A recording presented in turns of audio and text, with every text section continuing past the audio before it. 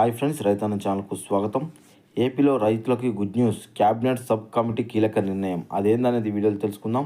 ఇప్పటి వరకు మన ఛానల్ని సబ్స్క్రైబ్ చేయకపోతే సబ్స్క్రైబ్ చేయండి, లైక్ చేయండి, షేర్ చేయండి, కామెంట్ చేయండి. ఆంధ్రప్రదేశ్లో రైతులకు సంబంధించిన ప్రభుత్వం కీలక నిర్ణయం తీసుకుంది.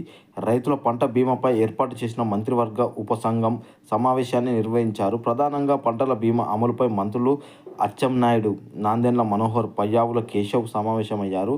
అధికారంలో కీలకంగా మార్చారు.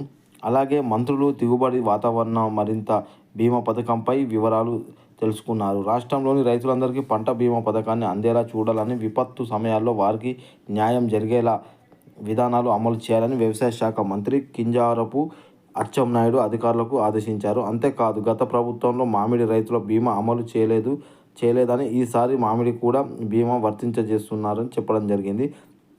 కేంద్ర ప్రభుత్వం సూచించిన విధానాల్లో రైతులకు పంట బీమా పథకాలు సంబంధించిన ఉత్తమ విధానాలను చేయాలన్నారు. మంత్రులు గత వైఎస్ఆర్సీపీ ప్రభుత్వంలో బీమా వ్యవస్థను చిన్నభిన్నం చేశారని, ప్రీమియం చెల్లింపులు సక్రమంగా జరగలేదన్నారు. ఇకపై అలా జరగకుండా వీల్లేదని, దిగుబడి వాతావరణం పరిస్థితి బట్టి బీమా అమలు అవకాశాలు వ్యవసాయ శాఖ, ఉద్యాన శాఖలకు ఉన్నతాధికారులకు మంత్రులు చర్చించారు.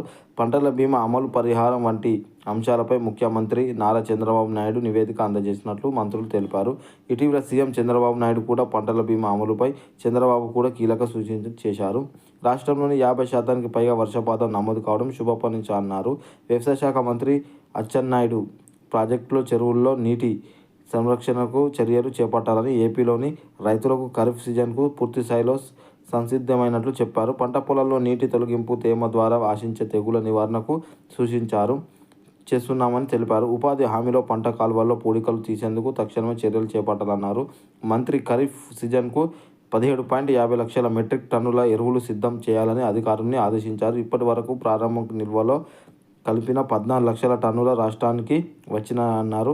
మిగిలిన ఎరువులు సకాలంలో అందించేలా అధికారుల్ని ఆదేశించామని మంత్రి అచ్చెన్నాయుడు తెలిపారు. ఇప్పటి వరకు మన ఛానల్ని సబ్స్క్రైబ్ చేయకపోతే సబ్స్క్రైబ్ చేయండి, లైక్ చేయండి, షేర్ చేయండి, కామెంట్ చేయండి. జై జవాన్, జై కిసాన్, జై భారత్.